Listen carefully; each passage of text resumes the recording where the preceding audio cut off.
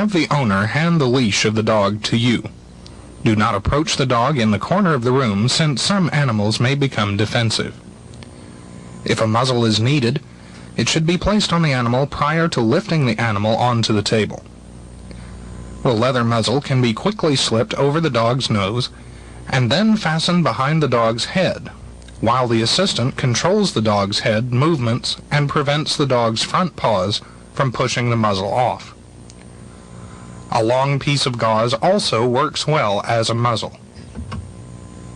Place a single throw in the gauze and leave a large loop with excess gauze on either side of the knot.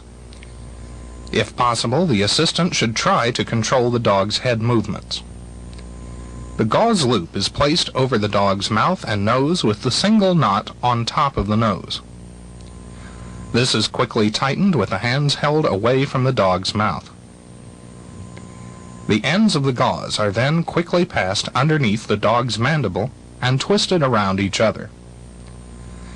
Do not attempt to place a single throw knot under the mandible, since this takes too much time and may allow the dog to remove the muzzle.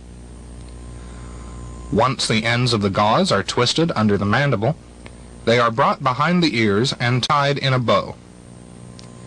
The bow tie behind the ears makes it easy to quickly remove the muzzle if necessary.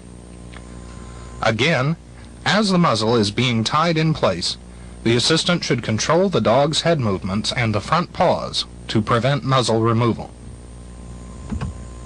Once the muzzle is in place, the dog can be lifted to the exam table. To lift the dog onto the exam table, one arm is placed underneath the dog's neck and held next to the dog's chest.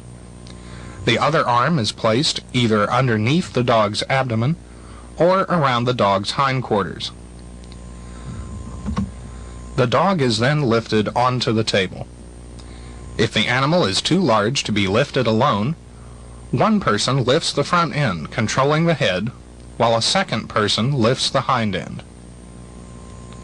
To restrain the dog on a table, one arm should go under the neck with the hand over the opposite shoulder. The elbow should be elevated under the dog's jaw to help control head movements.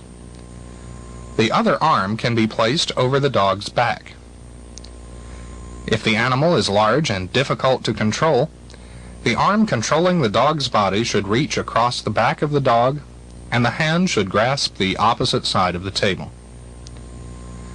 To restrain a dog in lateral recumbency, reach across the dog's back and grasp the foreleg and hind leg closest to you.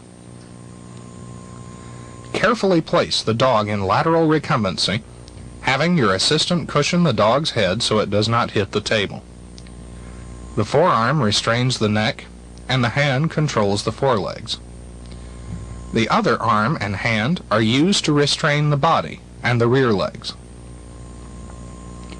When the examination is finished, the animal should be lifted to the floor and the muzzle removed.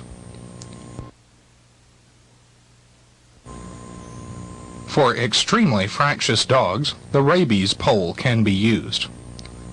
The loop is placed over the dog's head, and the rope is tightened just enough to control the dog and prevent the dog from getting free.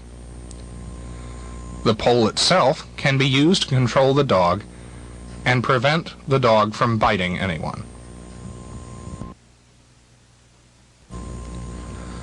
When restraining cats, it is important to remember to use the minimum amount of restraint possible. Cats tend to become upset and stressed if overhandled, and often more can be accomplished with little or no restraint. If necessary, however, more confining restraint can be used. To carry a cat properly, one arm goes over the cat's back, and the hand controls the cat's front feet. The cat's hindquarters are tucked under the arm between the elbow and the body. The other hand is free to control the cat's head if necessary. To restrain a cat for injections, one hand holds the cat by the scruff of the neck, and the other holds the hind feet. The cat is then extended on the table while the injection is given. A leather muzzle can also be used for a cat.